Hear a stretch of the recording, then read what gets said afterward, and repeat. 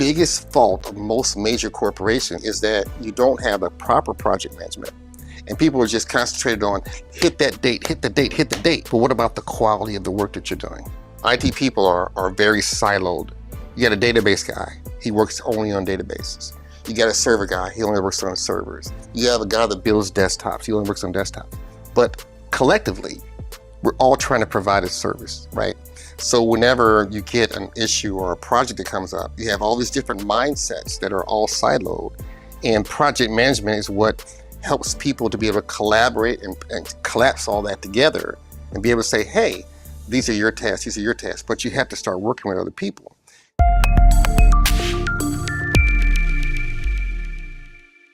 Hello, everyone, and welcome back to the Growth Motivator Live with your host, Dr. Lisa L. Campbell.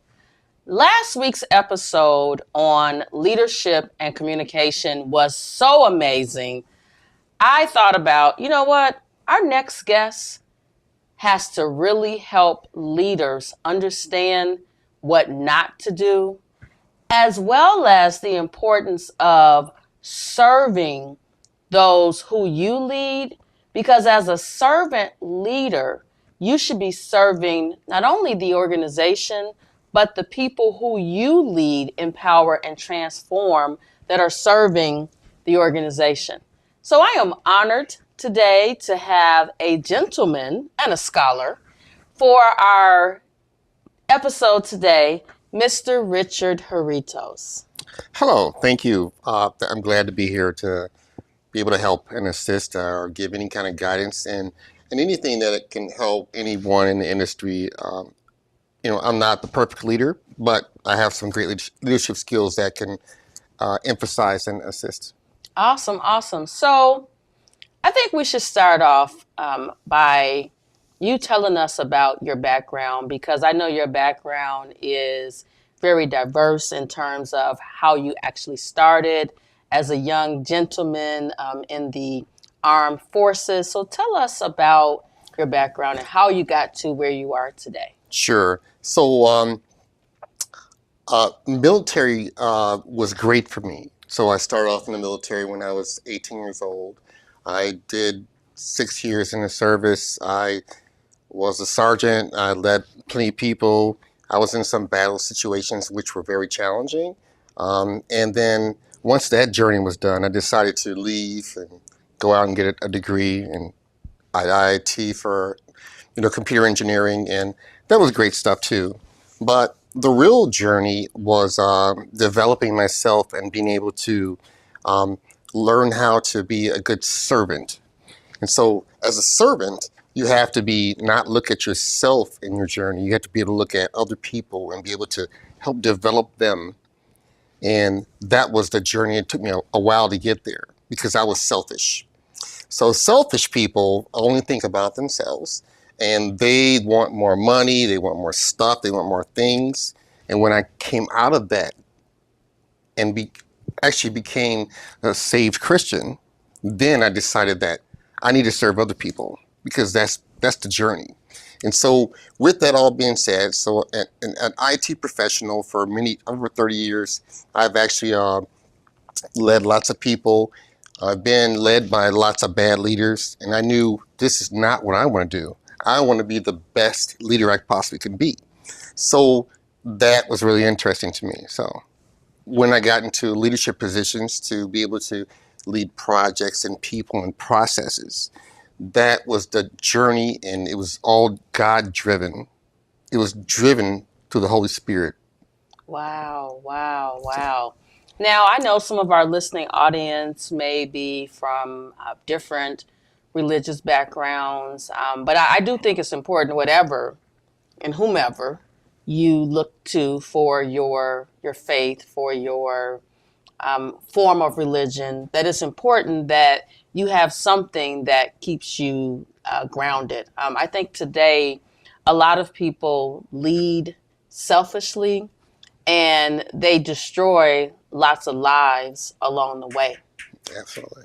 And so talk to me about leadership and the military, because I guess I never thought about someone being in the military as a leader, and that's probably, ignorant on my part, but how did the military develop you as a leader? I talk about me, working at McDonald's and how I developed a leadership style very early on. Believe it or not, at 5 years old, I discovered I was a leader. And you probably are thinking, like, 5 years old, how could you become a leader at 5 years old? So I have to tell this story because you won't believe this.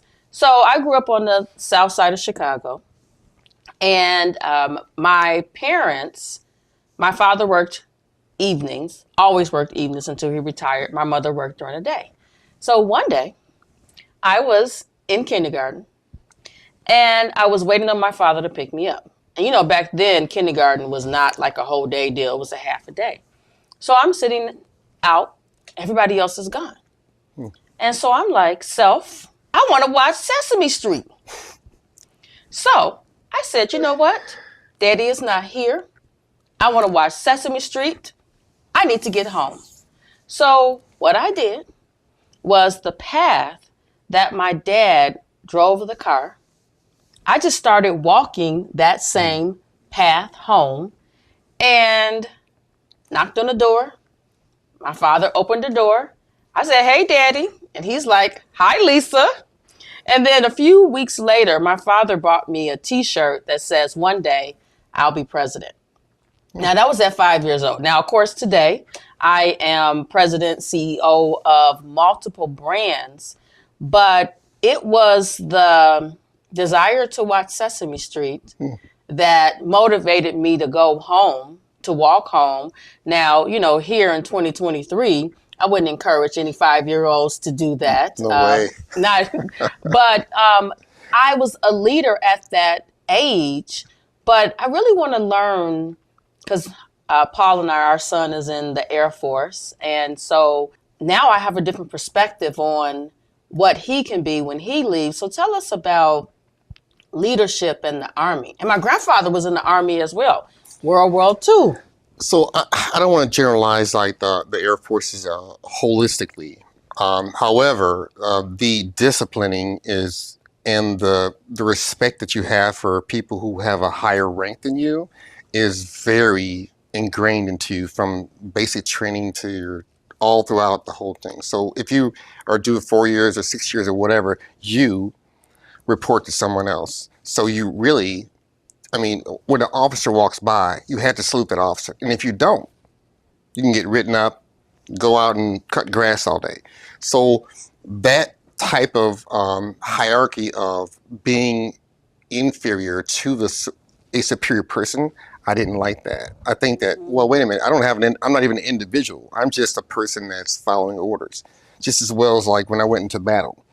Just go out there and shoot them people because they're shooting at you and go kill them. That's not something that's personalized, but it's very intrinsically important to be able to follow orders and have discipline to be able to complete the task at hand.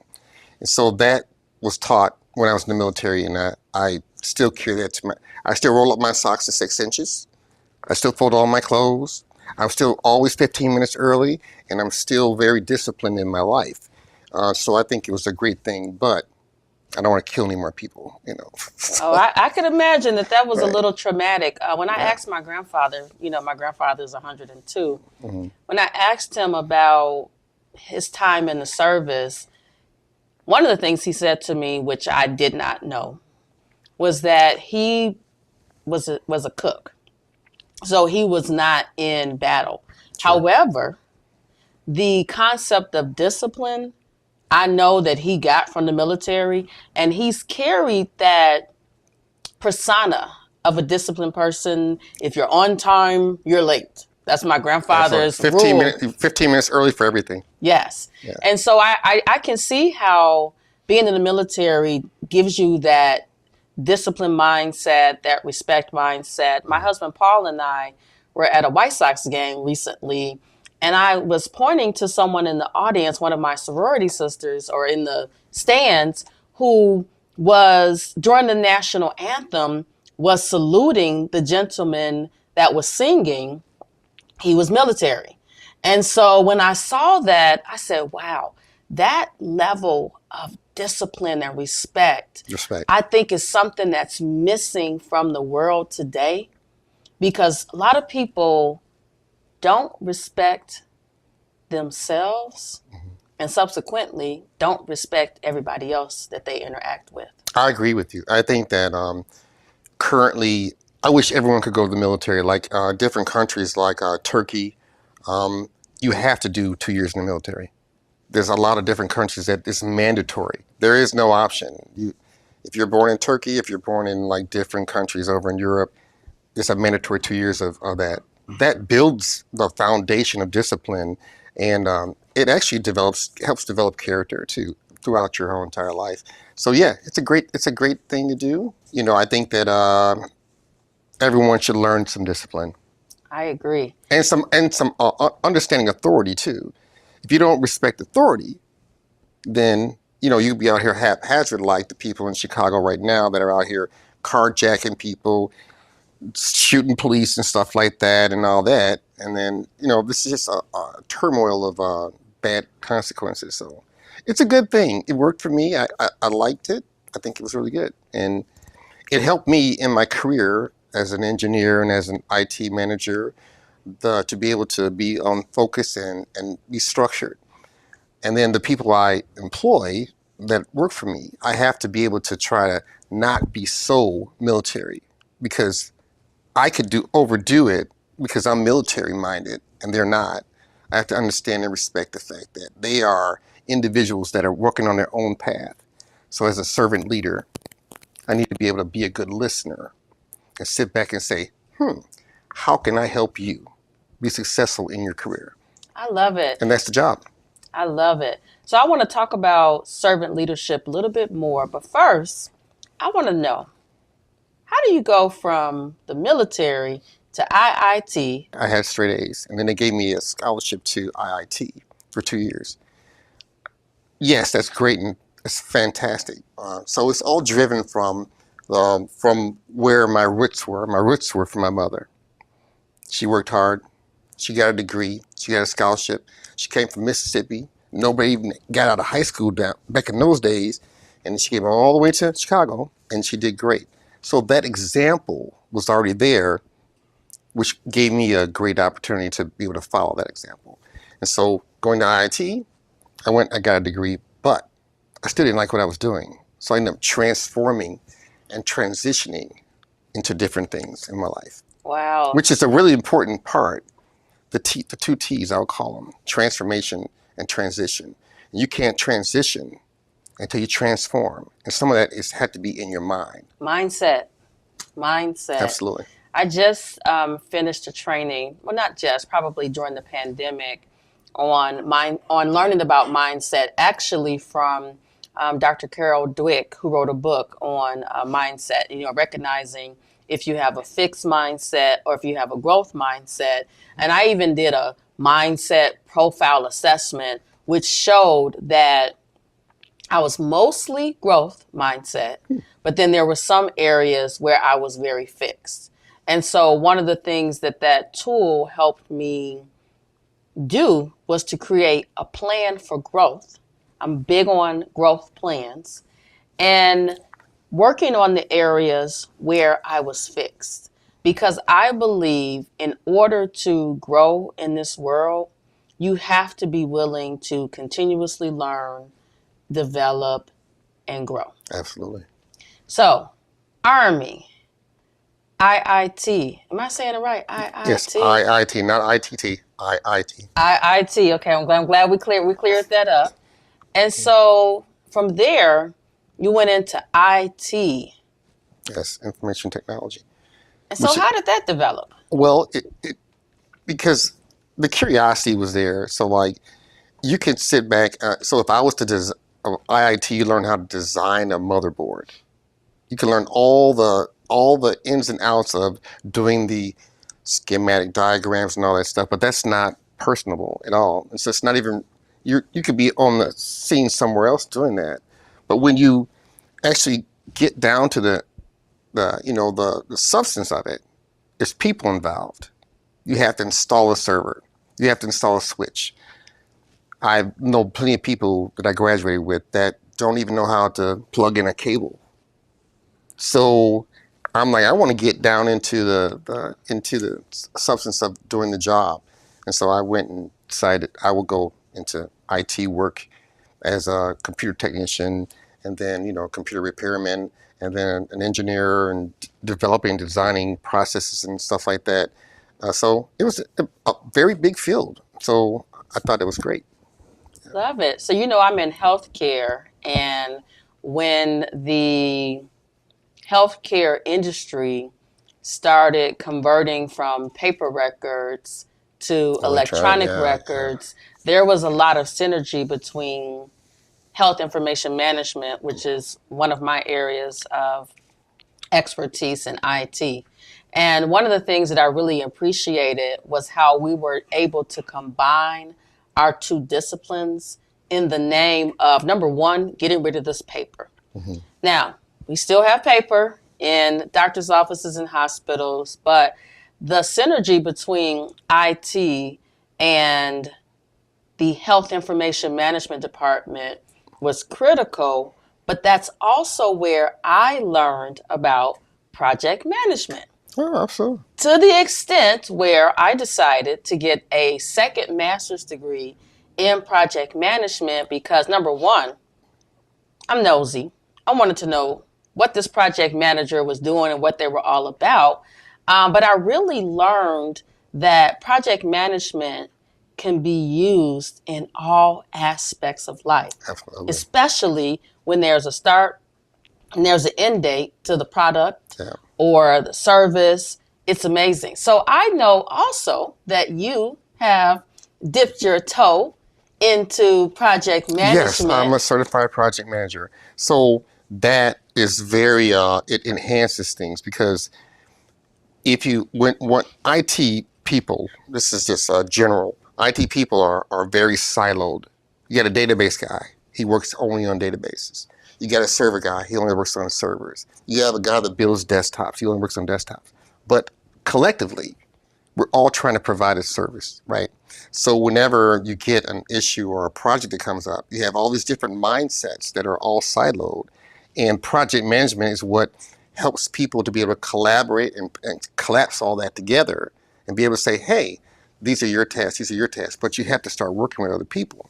So as a project manager, which I do a lot of, it's a very unique skill. You have to be open-minded to different personalities, different types of people. The database guy may be in a different country. Your desktop guy may be over here around the corner, but you have to be able to put it all together. So being successful and having a successful project, like my favorite nephew, Paul, you have to understand all the intricacies of that. And that's what became successful for a company and a business. And if you don't have that, you're just going to fail. And what the biggest fault of most major corporations, I know I'm talking a lot, right? But anyway, the biggest fault in my mind is that you don't have a proper project management. And people are just concentrated on hit that date, hit the date, hit the date. But what about the quality of the work that you're doing? I love it. Keep talking about project management Yeah, because I think that that's a area that spans across different industries. every industry, yes. But quality is something That's it. that I believe is a lost art. It totally is. So the triple constraints, right? Time, cost, and scope.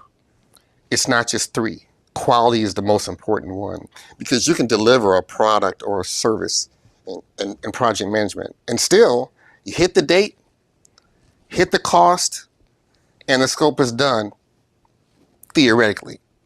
But then why do companies always spend like the next 6 months after supposedly the project's closed fixing things afterwards? Because the quality was not involved into the equation. Because most companies are hire, C-level people. They're about money and time. They really don't care about the quality.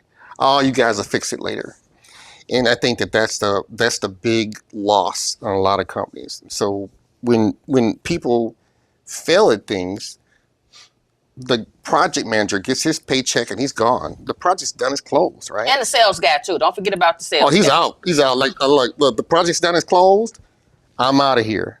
On to the next project. Or you might be the project manager, and Paul knows this very well, be doing like 5 projects at a time.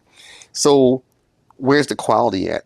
Because the quality is what is delivered to the customer, the internal customer of the company. And if that's not thought about while you're doing something, you can just haphazardly do something and, oh, it looks like it's done. I got it installed. The switch is there. The cables are plugged in. But it's on the wrong VLAN. It's on the wrong network or whatever. Oh, we'll hand it off to support later on. And that's the problem, is that it's not a good communication, a holistic, round equation where people are actually communicating effectively. That is one of the biggest areas of risk management and communication that doesn't happen. And no one thinks about the quality of it. When it's all said and done, people wash their hands, done. It's not really done. You know what that is, though? That's selfish and Absolutely. not serving the Internal. organization, the department, Yeah. because you should really think about the project from start to finish and the quality, because this is my thought process. And I talk to Paul about this all the time. It amazes me that organizations are willing to pay after the fact when you could have just paid to do it right up front. If it was planned correctly, yes. If you can get down to, you know these terms, Paul. You know these terms too. A work breakdown structure. WBS. Yes, where you get down to the task level. Deconstruct. Yes, if you get down to that level and you start measuring at that and understand your critical path in your project and seeing what your predecessors and the things that come after and put all that together, if those are important and you do it correctly, like from the Project Management Institute, I think it'd be very successful. But people don't do that. People just go out and get her done. Most project managers right now are secretaries. They just go out here and they do things. Hey, I want you to manage this project. They're not actually project managers. They have no training, no school, and they don't practice it. So if you don't practice it and implement it, then it's just a loss. So you're saying the PMBOK is just a book and not really something that people are really following. They're not following that. No. So, okay, when I went through my Master's in Project Management program, everybody kept saying the PMBOK, the PMBOK, the That's PMBOK. the Bible. The Bible, yes. But in practice, in real life, real life, it's not happening. So I think it's a great foundation of standards that is great.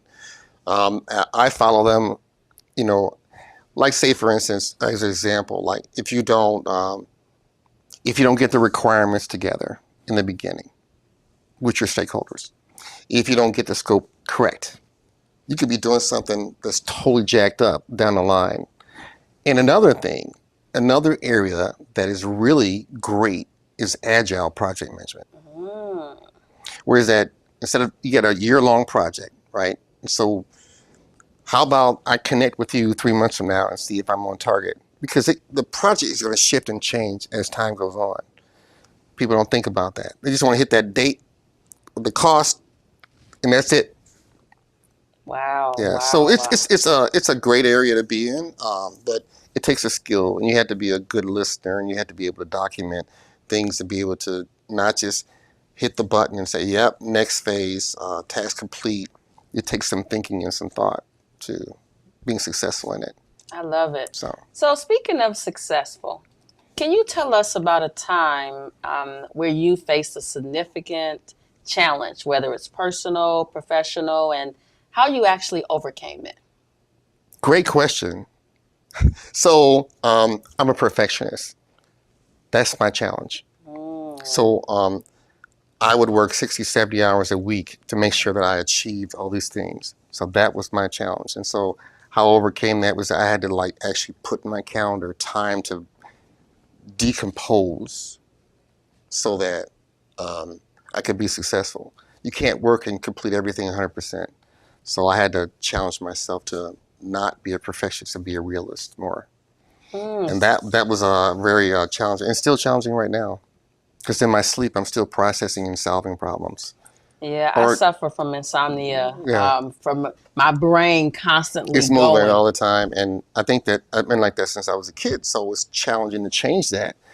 But with some good prayer and some good meditation, I think we can all overcome that. Oh, yes, I definitely believe in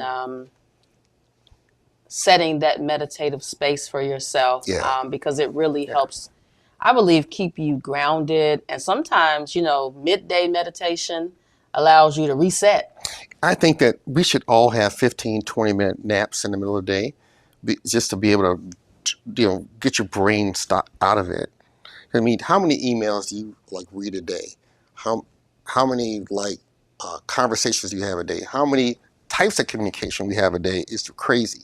You could have an instant message, you got an email, you got phone calls, you got meetings in person, you got meetings around the world. That could be crazy and chaotic because you never get to focus on one particular thing and complete it. So now you have what's called the whirlwind of life where you're trying to do everything, and it's really challenging to be able to balance all that. And a lot of prayer. Mm-hmm, So mm-hmm, I start my day with prayer. mm-hmm, mm-hmm. Well, I would, you speak about having to do all of these, juggle all these tasks in one day. I was telling my husband, Paul, that I'm at a point where I'm suffering from decision fatigue Hmm. and it's a struggle. And so one of the things that I've started to do for myself at the top of the week is identify 3 goals that I want to meet by the end of the week. Hmm. And so I'm a work in progress. I'm not perfect. Um, Actually, someone told me that it was selfish to try to be perfect. It is. So, and once I thought about it, it made sense. So I set those 3 goals, and at the end of the week, now I always have a running list of things to do because I always have, a million things that I want to Sure. achieve because I'm goal oriented. But setting the 3 goals at the top of the week and then seeing that I've achieved them and actually more than the three Mm. has really helped me stay grounded and not be so hard on myself that I'm carrying one task over to the next. Yeah. So, speaking of that, how do you prioritize your time and stay productive? Oh, so I use my calendar. Mm, My reminders, and so if anyone uses Outlook, you can actually put tasks in there and have reminders that all actually tell you, hey, this is due in 2 days. Those reminders are great things. But if I block out time in my calendar to do certain things, private, catch up, or whatever, that helps me prioritize things. Well, I prioritize it by what is the highest risk involved in this initiative. First, I start there, the risk level. If it's something that is business impacting, then it's going to cost money to the company or the casino where I work at. I'm going to make that a higher priority. If it's time sensitive, where if we don't have this done by a particular time, it becomes a higher priority. So I put them in 3 categories, A, B, and C. And then based upon that, I will say, all right, this is how much time I'm going to spend on this more so than the other one. And then just being able to level set at the end of the day and say, all right, where am I? I think that it's really important to be able to say, I start off with five things I want to do today. And by the end of the day, I have to go back and I spend a half hour catching up. Did I accomplish these five? And if I didn't, not a big deal. I can move one, shift one, or whatever. But if I don't have something to measure it on, then I can't be successful. Then I'll always be trying to catch up. yes, I don't yes. want to always catch up. I want to be able to say, and this is what leads to the previous a previous statement was that not working 70 hours a week because I'm trying to always catch up. So Mm-hmm. being able to shift and adjust those time things and as the priority changes, I think is extremely important. You know It's what? challenging. Challenging, but powerful. Yeah. Because I think that we have all of these tools. You mentioned Outlook and being intentional about scheduling and blocking things on your calendar. I don't know Yeah. if you noticed, but on Outlook, they even ask you, do you want to set up a daily focus Yeah. time? Yeah. Yeah. And I think that's important Hmm. because time is all we have, and we don't have a lot of it. But if we overextend ourselves, my last week's guest who talked about, her blood pressure being 180 over 140. I think that that's how we get into those spaces where we're physically and mentally drained, and we're not good for ourselves, but we're also not good for the people who we serve. Absolutely. I agree with that 100%. And it's all about, I think, a lot of self-analysis. So, you know what my most important tool is? What's that? The Bible. Mm. So I know this is not a religious show, but so when I go to work, I drive there, I listen to some good spiritual music that's inspirational. And then at my office, in my desk, right there behind my monitors is my Bible. And I try to spend at least 5 minutes before I even start work, just to give me something to read, something positive and motivational for me. And one of my most, I know you didn't ask me this, I'm going to tell you anyway though. So Matthew 5:44, it's about forgiving your enemies. So in this challenging world we have a lot of people that are that don't like you. And they're trying to destroy you. They're trying to destruct you, whatever they can do, because they're jealousy, their greed or envy and too much pride problems or whatever. So I have to pray for them daily just to keep myself balanced and do good things for them intentionally, whether they like it or not. I love it. I love it. I love it. Well, it has been such a wonderful time having this conversation with you. I'm so glad. One of the reasons that I wanted to bring you on, not only are you related to my husband, Paul, you're his uncle, but I also like the fact that you are a man who has spent time rediscovering himself, working on shifting your mindset. And I have to tell you, I love it. I think it's great. I love it. And one of the things I like about it is there's this stigma with men around, this is who I am. And you have basically are showing the world that doesn't matter whether you are a man or a woman, we all, if we want to grow, we can, but it starts with discovering who you are, what you need to work on, which allows you to show up and be a better person for everyone that you serve. Absolutely. And I think that it takes, I call the 2 T's. It's a transformation in your mind. Then you can transition into things, because you can't transition unless you start changing the stuff in your head.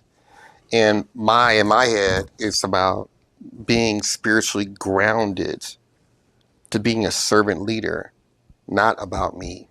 It's about you. So my employees know that I'm here to help your career move ahead. And they connect with that. I want to buy you some classes. I'm going to take you out to lunch. I want to have one-on-ones to have realistic conversations so I can understand how I can help you. Isn't that what Jesus did? Absolutely. Absolutely. Okay, well, then come on. Thank you so much. It has been such a pleasure chatting with Richard Haritos today. And to our listening audience, you can find Mr. Richard on Facebook and LinkedIn. Now, he's probably not a social media person, but, maybe you can mentor some young men in the future. I think that there are lots of young men that would really can benefit from, number one, your perspective, your discipline, because maybe and I don't know what the rules are for going to the military, but maybe they've gotten in trouble and they need someone to help bring them back and set them on the path for success. And I believe that you are definitely the person that can help mentor the young men, because, they say it takes a village. Yes, sure, absolutely does. And I think if we don't, as a village, help the village, we're going to be extinct. Yeah.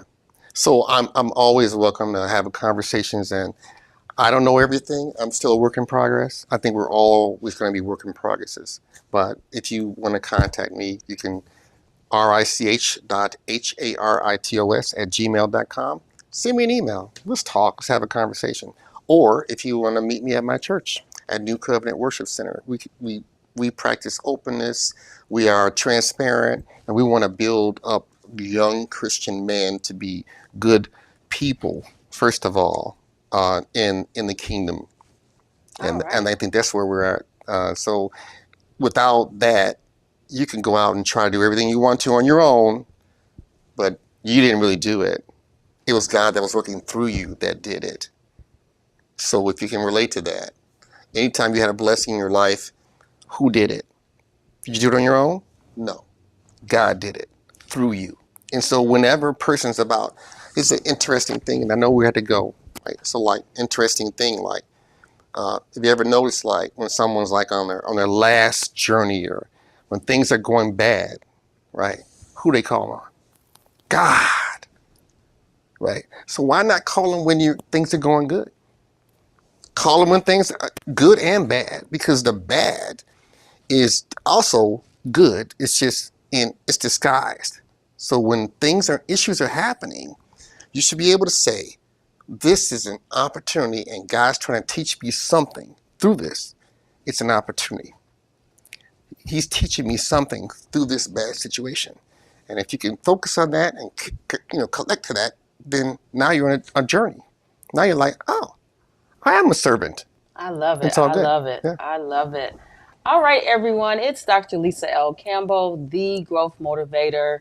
We have just wrapped another episode of season 1. And this leadership series that we have embarked on is so amazing. And I'll see you next time.